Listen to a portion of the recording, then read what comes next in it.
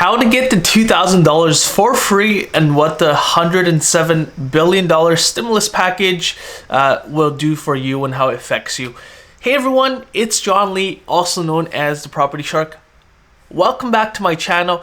Today I'm going to talk about, the news, and usually I really don't like talking about the news, but today this is an event that was kind of unforeseeable and it has a major impact on a lot of my viewers. So I figured I'm gonna do a video on this, and you might want to stay tuned and watch the full video to find out exactly if you qualify for the $2,000 and how it could potentially affect you if you are living in Canada and you are a citizen in Canada. So here's a quick background. As we're all aware, the economy has kind of been on a standstill, and there's this virus that's been spreading rapidly across the globe, affecting the global economy at scale, specifically in Canada. I mean, a lot of businesses are shut down, a lot of flights are canceled, airports are becoming airport runways are becoming the parking lot for a lot of the major airlines and their fleet of airplanes. Illness has definitely impacted negatively the economy, but more importantly, the health and safety of everyone, and especially our loved ones. People stop spending money, businesses are closed, employees are asked to stay at home, and for that reason people aren't spending money, and when that happens, then people in businesses can't really stay afloat because they still have bills to pay. And then when that happens, everything comes crashing down. I mean, oil prices have tanked drastically. I think in Vancouver it was at 130. Now it's down to maybe 95, 93. So it has dropped drastically.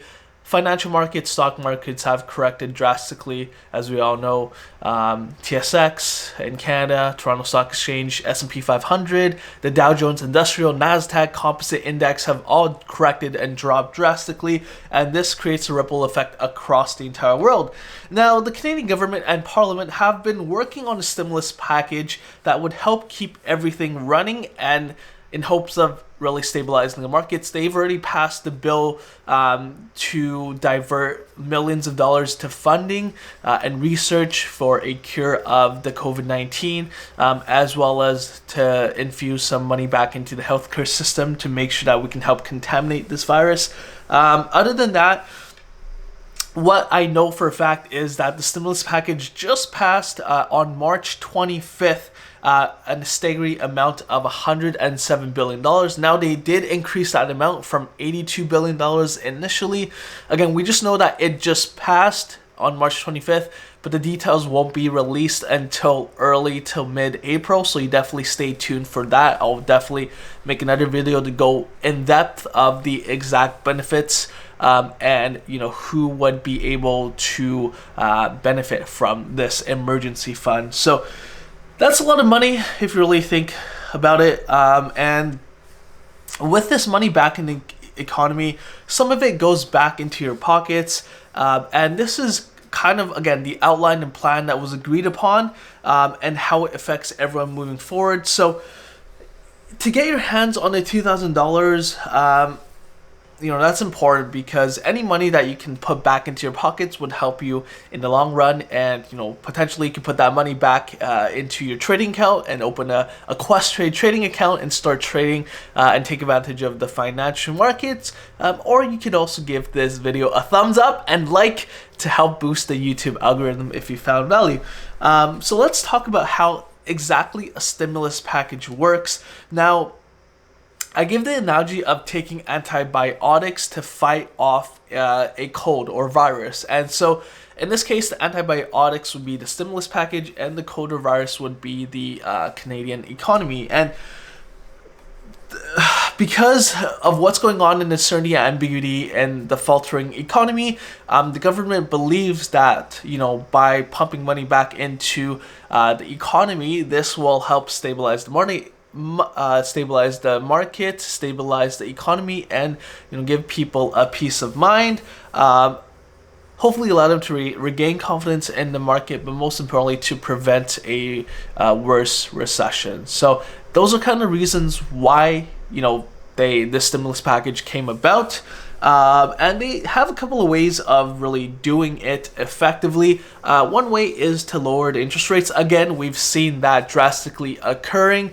Not only in the United States, they've dropped interest rates close to 0%, which is absolutely ridiculous. And also the Canadian Bank of Canada dropped the interest rates by another 0.5% to 0.25 from initially it was at 1.5, I believe, a couple of weeks ago back in early March. So that has a drastic effect on the Canadian economy. And when they drop interest rates, they incentivize businesses to borrow more money in hopes that they would reinvest that money back into their infrastructure and hopefully employ more people and keep more people employed. And for the average consumer like yourself and I, what exactly does a lower interest rate mean for you? Well, it makes it easier for us to borrow money and to qualify for more money.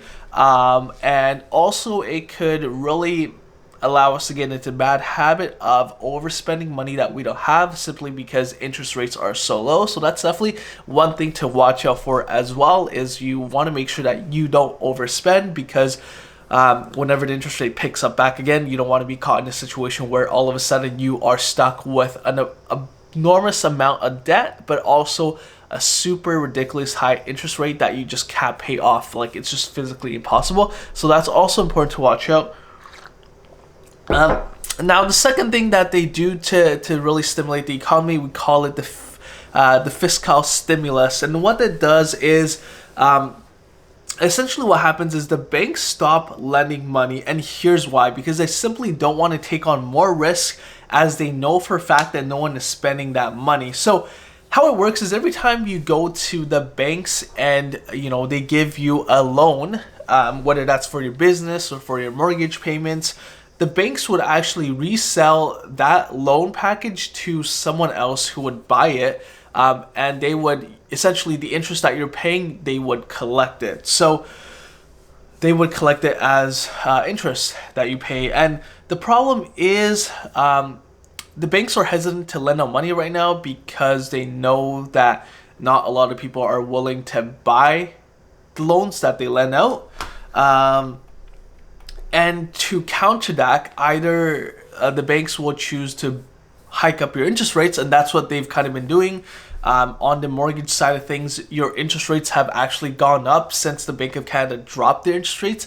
And the reason for that is because, again, the banks, the money that they loan out to you, they sell that package to someone else, and you're paying interest to that other third party. So when no one is really looking to buy that loan, when the third party is not looking to buy that loan from the bank, the only way for the banks to incentivize the third party to purchase a loan is, and especially in a time where there's high volatility and high uncertainty, is by jacking up your interest rates. So what some banks have been doing, actually most of them, have been increased. So if you go get a pre-approval right now, you'll see that your mortgage interest rates are actually higher than if you were to get it pre-approved a couple of weeks ago before they dropped the interest rates drastically. And again, the reason for that is because the banks want to incentivize the third party to purchase your loan that they loaned out to you, so they can collect a higher interest rate, because hey, in a greater uncertainty, they want the rewards to be greater for them to justify doing that, if that makes sense. So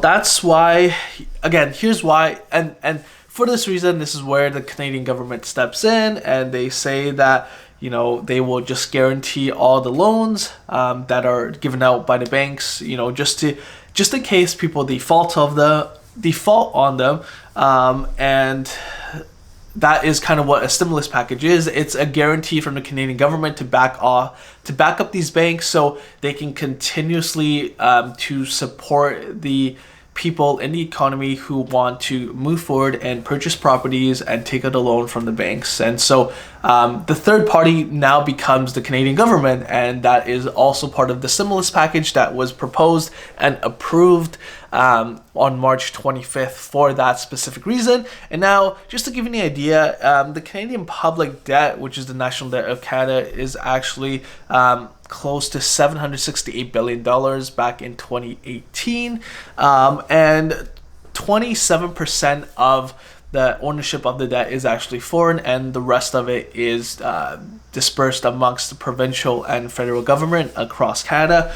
And it, again, with interest rates that low, it really doesn't make sense for a government to pay that money back. So the example here is, let's say you have a credit card with no limits on it, and because the interest rates are close to zero right now, you really don't have to pay back any interest. So for that reason, you really don't have any incentive to pay back the amount in full earlier, right? So again, if you have a credit card, every month you have to pay, there's a minimum amount that you have to pay.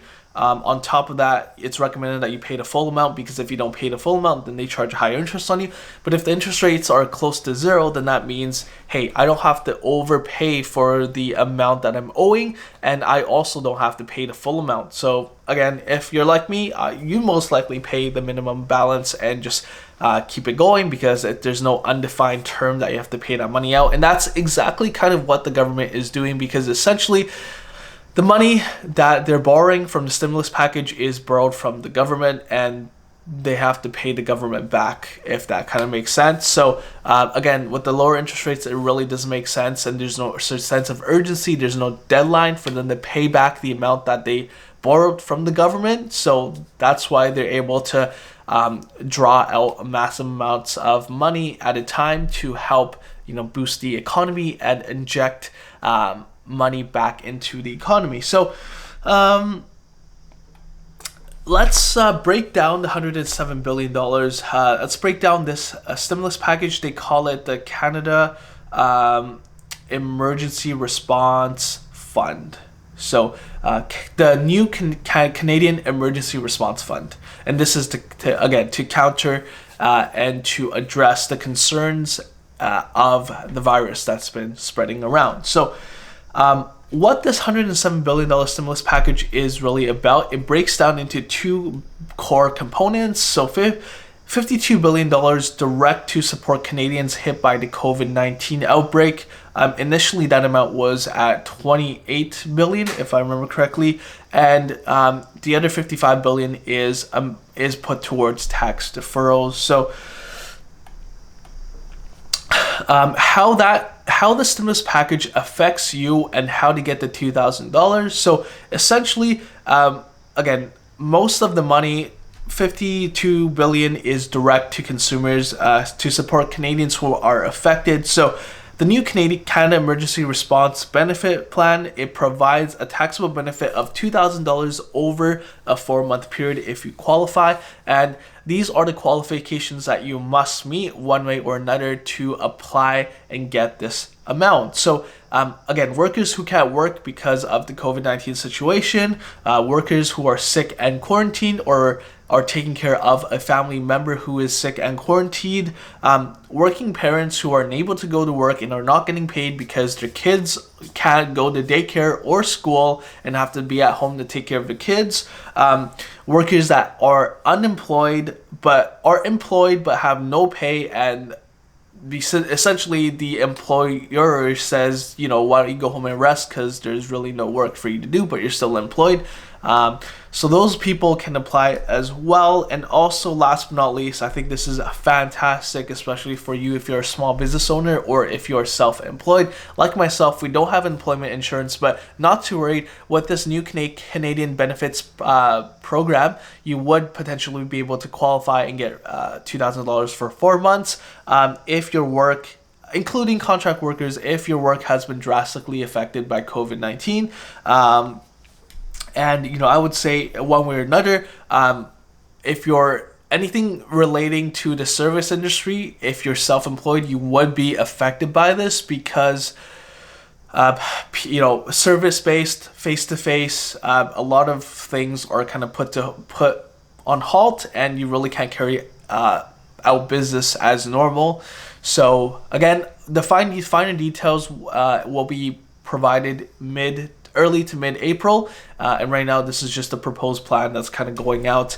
Also, if you currently have a child, they will increase the childcare benefit to $330 per child, and if you are a family, up to $550 increase. And also, there are a lot of benefits that are being rolled out for seniors, for individuals that are student or recent graduates, for individuals that are indigenous as well, and for people that might be at women's low-income families, women's care homes, and what's the word I'm looking for? People that are in I forgot that, but people and senior care homes, yeah, and also women's facilities to help them with the process of if they have. I forgot. I'm gonna check. Give me a second.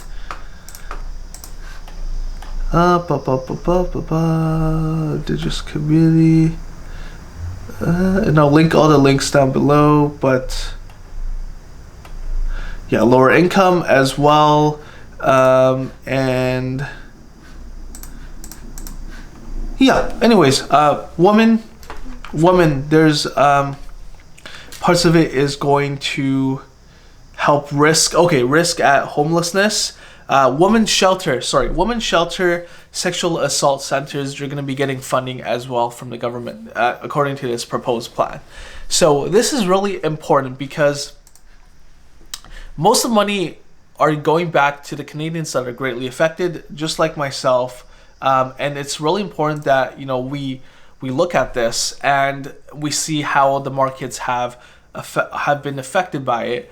And another thing to note in terms of the other $50 billion in funding, 55, that goes towards tax deferrals for, say, your income taxes are deferred until August, I believe. Best to check with your accountant or go on the Canadian government website for more details.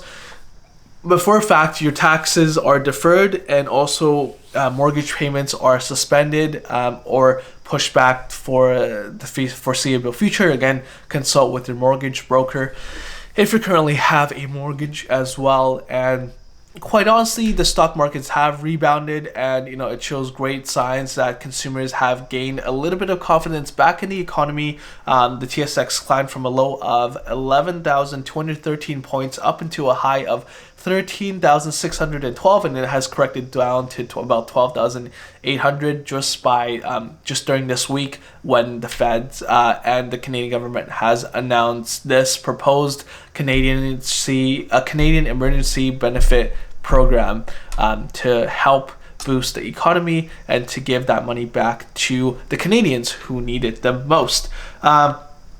So keep in mind that, with us all being said, I am just a random guy on YouTube giving my personal opinion, a very narrow and personal opinion of my take and how this is all going to play out. So I don't know if I'm right or wrong, but for full disclosure, this is what I think, how this situation will play out and how it affects you as an average Canadian like myself, and also what proposals I would like to see come into play. So quite honestly, I would like to see more funding go back to the people, more funding going back to the healthcare system to keep it going, to keep the virus contained. I really don't think we have enough funding in those particular areas, especially going towards research and healthcare system to, again, contain the virus. I don't see too much of that. And simply put, $2,000 isn't really enough to encourage consumer spending and to boost consumers' confidence in the economy fully, because again, we don't know how long this thing is going to play out. In a perfect world, I would like to see everything being shut down for 60 days, and I mean everything. So no job, stay at home for 60 days, everything is quarantined. all the businesses are shut down. Everything is shut down except for the critical businesses such as the healthcare facilities and also grocery stores. People need to put food on the table and be fed. So other than those two, I would just shut everything down for 60 days, mandatory. Everyone stay at home, be quarantined, because I believe that we will come out of it in 60 days a lot further ahead and at a fraction of a cost. Because if we try to keep everything partially open, the cost is just way too much, honestly. And it's not quite as effective because a lot of people are still going out and not doing their job and staying at home. Or even if they go out to public places, a lot of people are not wearing face masks as well. So this is just my personal opinion and my 2 cents of what I would like to see happen and how this affects you. However, in the short term of things, I definitely see that the inflation would be a problem, because with the huge influx of cash into the economy, things will skyrocket and inflate ridiculously. But then once everything clears and everything is back to normal, I do see that the economy should grow and recover rapidly as well. And also, this is a great reminder for everyone out there in a time like this. Actually, in times when things are great, it is strongly recommended that you do save up. They say save up for the rainy days, because you don't know when the rainy days will come. And so if you've done your due diligence and you did your job of saving up some money, in a situation like this, you would be able to flourish and have more of a peace of mind. And if you haven't really saved up or are starting towards saving up and making your emergency fund, don't forget to check out my other video. I do go in depth of what I think you should do with the money, and especially in a time like this. So this is a great reminder out there for all of you that having a savings fund is very important, because you never know when a situation like this illness will hit and spread and affect you and shut down the economy like that. On that note though, everyone, please remember to stay safe, check up on your loved ones, and everything will be just fine. Time will pass and we will get out of this. We will conquer this illness. We will tackle everything, and together as one, as a state, as a province, as a community, as a country, Canada, we will get through this together. Don't forget to drop a comment. Let me know what you think. Let me know what you think you're gonna do with that $2,000. I would love to see, all of you out there being creative with that money, and ideally, if you were to get it, how you would spend that money. Hope you found tremendous value of this video. Thank you again for watching this video till the very end. It means the world to me. Don't forget to subscribe, hit the notification bell, smash the like button, and share this with friends or family as well. All right. Once again, it's John. Take care. We'll see you on the next one. Bye.